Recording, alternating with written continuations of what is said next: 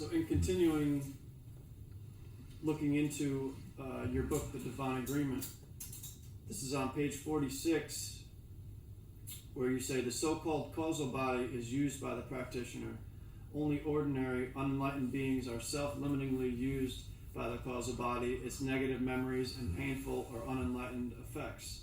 And I was wondering, how could somebody use the causal body but not necessarily be owned by it, if there's a way to do that? Well, you need to know what it is first. It sounds interesting, the causal body. Like you have another appendage hanging from your body, right? Coming out the back or out the front somewhere. It's a state of consciousness. It's called the causal body.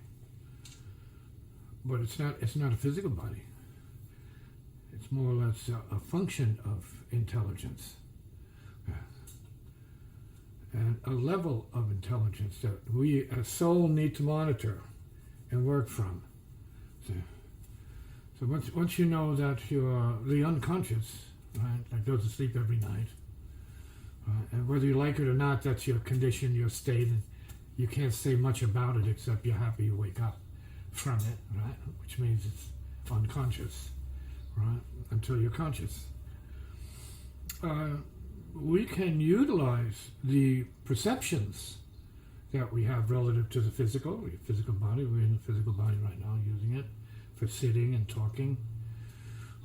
And the other levels of consciousness that are all built into this thing called the human body. And use it consciously instead of as it is for many people. You know, they're raised in a family of karma, and they become that karma. They don't know anything more than that karma. They go to school and they become that karma. And they don't know much more than that karma. Okay. So they're experiencing and assuming levels of karma that they're making real for themselves, but none of it is real, actually. They're habits, programs that can be stopped, recreated, changed. And that's what happens as you grow up. By the time you get to university or a master's degree program, you have some of your dog under control, right? We would imagine, right? We hope so. Right? And what is more important then is higher purpose, maybe getting the PhD if you're going that far, going that high or going that deep in the science or art or business that you've chosen for yourself. And you look back retrospectively and you see that it's been a process of letting go of certain programs in order to grow up. So there's the proof that the programs are part of our adaptation, but not necessarily who we are, whether it's from the physical body, the astral body of emotions, and what we pick up from that level of consciousness. And have to experience at that level of consciousness and level of pain, emotionally speaking, or sexually speaking, because it's part of the sexual, emotional, positive pleasure, pain program. And both are the same, right? People who need more pleasure are in pain about it, and people who are in pain need pleasure as a result of it. And so it's a wheel of, let's say, a cycle of karma.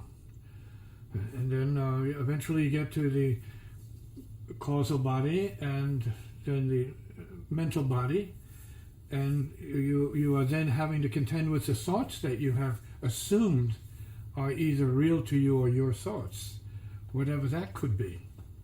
So once you get out of the circus and jungle of emotions, negative emotions mainly are the problem for most people, and they're creating negative emotions as we create bad habits at different levels. Thinking habits, bad thinking habits, right? Liking, let's say, darkness more than enlightenment. It's a problem of thinking and choosing darkness and pain and suffering and death, which is not bad, but it could be a problem. Depends on how you use it, or it uses you in every case. Same with the spiritual, the higher spiritual. That could be a subject to, say, deception and or ill use. People are hiding behind the veil of spirituality and doing everything they can to make it something else. Make it business, which is not bad either, but people have to deal with what that means in their case.